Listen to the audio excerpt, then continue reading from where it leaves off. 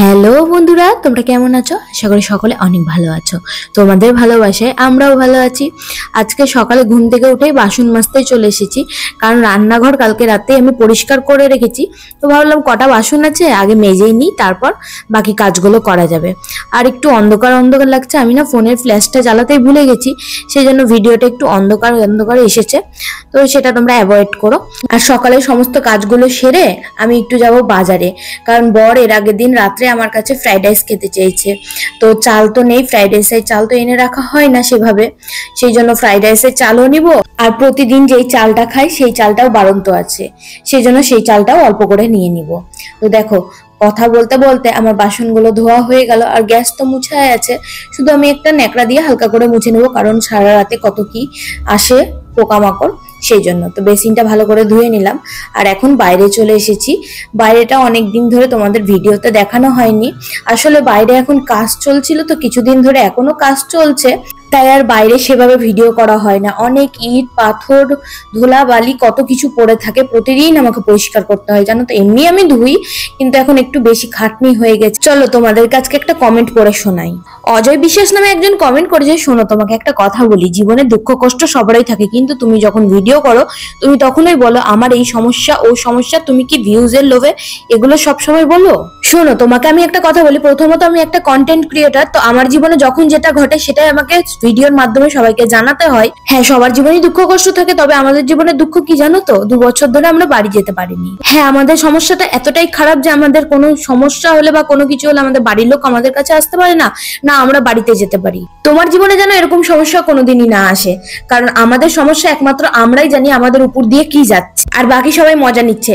দয়া করে কারো দুর্বলতা নিয়ে কথা শোনাতে এসো না। সমস্ত কাজ হয়ে গেল, এখন স্নান ধান করে পূজা করে চলে এসেছি বাজারে। তো বাজারে এসেই প্রথমে আমাদের যেটা রোজ চাল খাই, উষ্ণা চাল আসলে বলে এটাকে, তো এটা আমি 5 কিলোর মতো নিয়ে নিলাম।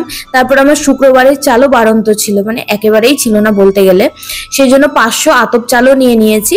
আর তারপরে ওই 500-র মতো ফ্রাইড রাইসের চাল নিয়েছি। আর আতপ চালের দাম এত বেড়েছে কি বলবো, আগে 120 টাকা না 100 টাকা ছিল, আর এখন 180 টাকা কিলো হয়ে গেছে। তারপরে এসেছি এখানে সবজি বাজার করলাম। সবজি বলতে ওই যে গাজর, ক্যাপসিকাম, বিনস এগুলো নিলাম। আর বাজার করে এখন এই যে টোটোতে উঠে গেছি, ফুল মিষ্টি ঠাকুরের জন্য সবকিছু নিয়েছি। আর এত জল তেষ্টা পেয়েছিল না, একটা জলের বোতল কিনেছি বাজার থেকে। আর সকালের খাবার তো এখন আর গিয়ে কিছু করতে পারবো না, সেই জন্য ডালপুরি নিয়ে নিয়েছি, বেশি নিইনি, 3টা নিয়েছিলাম। আর জিলাপি নিয়েছি, ঘরে একটা রুটি ছিল তো সেটা আমি নিয়ে নিয়েছি। এই যে দুজনের জন্য ভাগ করে নিয়েছি, এখন দুজন মিলে খেয়ে নিব, তারপরে রান্না করবো। আর আজকে তোমাদের দাদাভাই না ছুটি নিয়েছে, সেই জন্য বউ বললো যে তুমি একটু আমাকে জোগাড় করে দাও, আমিও তোমার হাতে হাতে আজকে কিছু কাজ করে দিব। সেই জন্য আমি খাওয়া দাওয়া করে চলে এসেছি মাংসটা ধুতে। আর আজকে না অনেকদিন পর মাংসের এই পাগুলো এনেছি। আসলে তোমাদের দাদাভাই তো বেশিরভাগ সময় মাংসটা আমাকে এনে দেয়, ও পছন্দ করে না খেতে, সেই জন্য আনেও না, কিন্তু আমার বেশ ভালো লাগে। সেই জন্য আমি আজকে যেহেতু বাজার গিয়েছি, মাংসও নিয়েছি, তার সাথে আমি 2টো পাও নিয়ে নিয়েছি। অবশ্যই এটা ফ্রিতে দিয়েছে আমাকে। আমাদের মালদাতে তো এগুলো আবার 5 টাকা পিস করে বিক্রি হয়, ওখানে থাকতেও আমি খেয়েছি।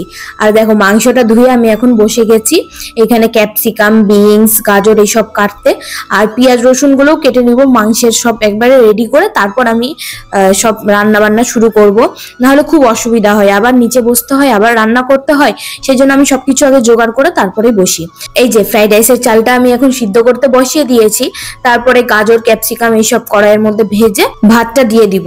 আর এইদিকে দেখো পেঁয়াজ রসুন টমেটো আলু মাংসের জন্য সবকিছু একসাথে কেটে নিয়েছি। মাংসের পাগুলো না একটু সিদ্ধ করে নেবো, ওই যে চামড়াগুলো এমনি উঠতে চায় না, সিদ্ধ করে নিলে তাড়াতাড়ি উঠে যায়। দেখো এই মাংসের পা দেখে অনেকেরই ঘেন্না লাগতে পারে, তবে সবার রুচি তো আর এক না। তোমাদের দাদাভাই চলে এসেছে রান্নাঘরে, আর ওইদিকে আমার ফ্রাইড রাইসের চালটাও সেদ্ধ হয়ে গেছে। তো সেটা এখন একটু ছেঁকে নিয়ে আমি ফ্যানের তলায় দিয়ে এসেছি। তারপর ও আমাকে বলছে এবার তুমি একটু রেস্ট নাও, আমি এখন রান্নাটা করি। আমি বললাম আমার রেস্ট নিলে হবে, এখনো মাংস হয়নি, মাংসের মশলা করতে হবে। আর আজকে মাংসের মশলাটা একটু স্পেশাল করে করবো। স্পেশাল বলতে কাজু বাদাম সবকিছু বেটে মশলাটা করব। এটাতে না মাংসটা আরো টেস্ট হয়। সত্যি বলতে মাংসটা আমাদের খুবই সুন্দর হয়েছিল খেতে। চলো তোমাদের দেখাচ্ছি। আর এইখানে দেখো একটা ভাত করে রেখেছি। বিড়ালটা না মাছ হলেই চলে আসে প্রতিদিন, আজকেও এসেছিল। আমি বললাম তাহলে তুই বস, আমি তোর জন্য একটু ভাত করে দিই। তাই ওর মধ্যে 2-3 পিস মাংস দিয়ে প্রেসারে সিটি দিয়ে ভাত করে দিয়েছিলাম। দেখছি আসছেই না অনেকক্ষণ পর, মানে আমরা খেতে বসেছি আর তখন চলে এসেছে। তারপর আমি ভাতটা বিড়ালটাকে দিয়ে দিলাম। বিড়ালটাকে দিয়ে এসে এখন দুজনের জন্য খাবারটা বেড়ে নিয়েছি।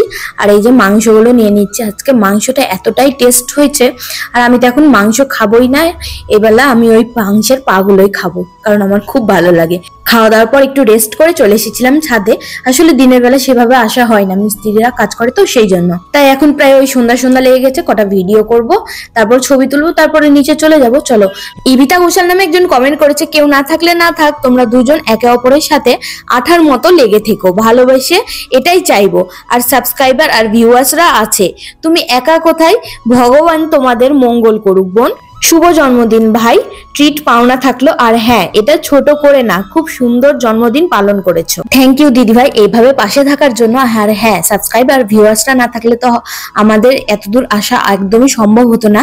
তোমরা আছো বলে আমরা আছি। আর তোমার ভাইয়ের তরফ থেকে আমি তোমাকে থ্যাংক ইউ বলে দিলাম উইশ করার জন্য, কারণ ও তো ভিডিও এডিট করে না, এডিট করি আমি। আর এইভাবেই তোমরা আমাদের পাশে থেকো, এর থেকে বেশি আর কিচ্ছু চাই না।